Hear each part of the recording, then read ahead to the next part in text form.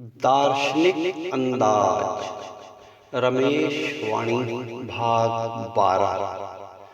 कांटा तन में चुभता है, शब्द मन में।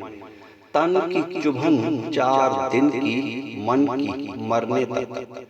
भाषा के तरकश से शब्दों के तीर देख समझ के चलाओ रमेश। किसी के मन की हाय मत लो अपने जिंदा रहने तक।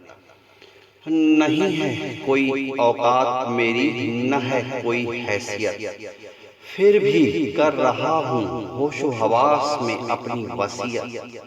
सबसे बड़ी पूंजी है मेरी साफ दिल मासूमियत।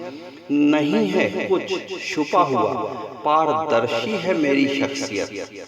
खुली किताब है जीवन मेरा, सबके सामने है असलियत।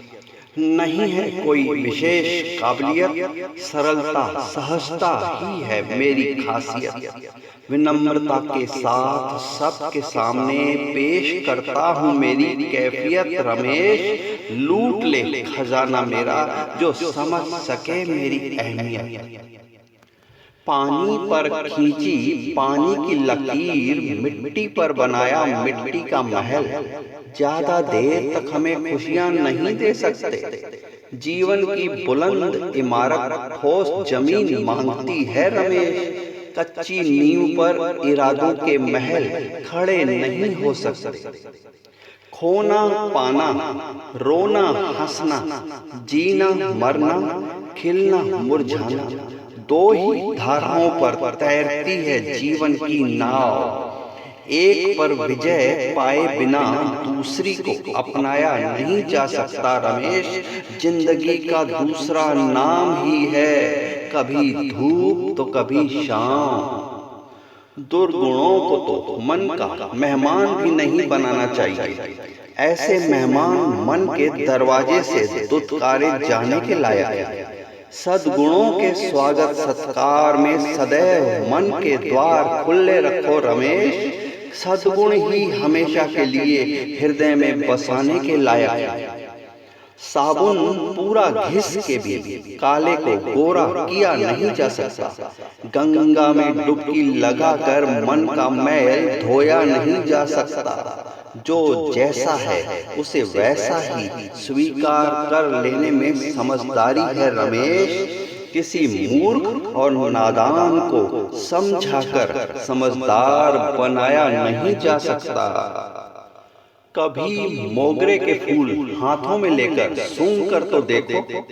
कभी बादलों में बनते बिगड़ते दृश्य निहार कर तो देखो। इतनी हसीन सृष्टि एक सौगात के रूप में मिली है रमेश। जरा अपनी दृष्टि को इस सृष्टि के नजारों पर डाल कर तो देखो।